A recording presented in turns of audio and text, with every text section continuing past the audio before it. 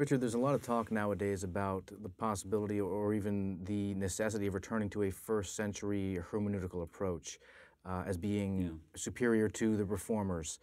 What is your take on that? How would you respond? Well, of course, that would be a lovely thing to be able to do if in the first place we could do it. But there are lots of problems with all that talk that's going on these days about how to understand how Second Temple people or first century Christians, in fact, as well as Jews, were interpreting the Bible. You know, basically the story goes like this, that we can look at the ways the different Jewish communities in Palestine interpreted the Old Testament, and then we can see some parallels in the New Testament, and then we ought to see that as a Christian endorsement of those approaches, and therefore that ought to be our standard.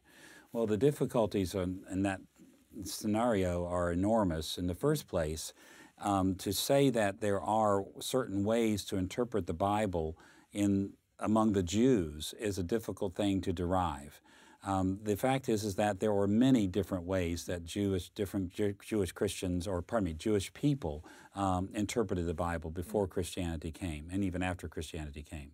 And it's almost as diverse as you could possibly imagine, almost like vegetable soup. It's so diverse.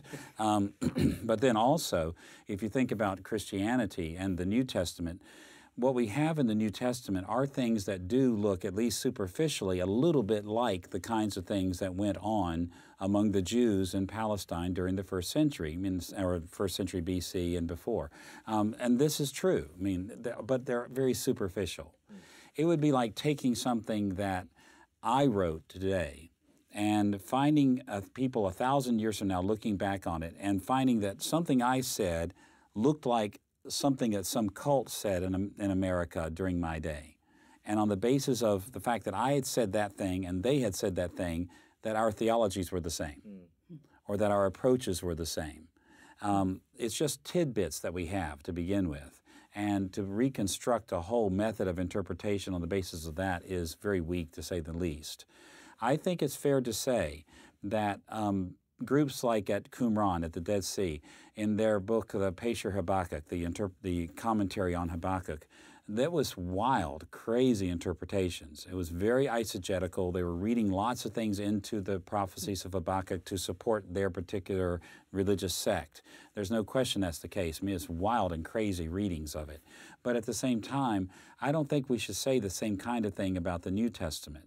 The New Testament was very concerned about what we are calling the literal or the original meaning. They were very concerned about this. Now, they didn't say things that are obviously in accord with the original meaning, but with a little bit of work, for the most part anyway, we can show why Matthew did what he did with the Old Testament, or what Paul did what he did with the Old Testament, and how it does look a lot like, maybe not absolutely identical with, but a lot like what the Protestant reformers were trying to do, where you uphold the authority of the Bible itself and of the inspired writer himself, and you use that as your ground for other kinds of applications or implications that you draw from it.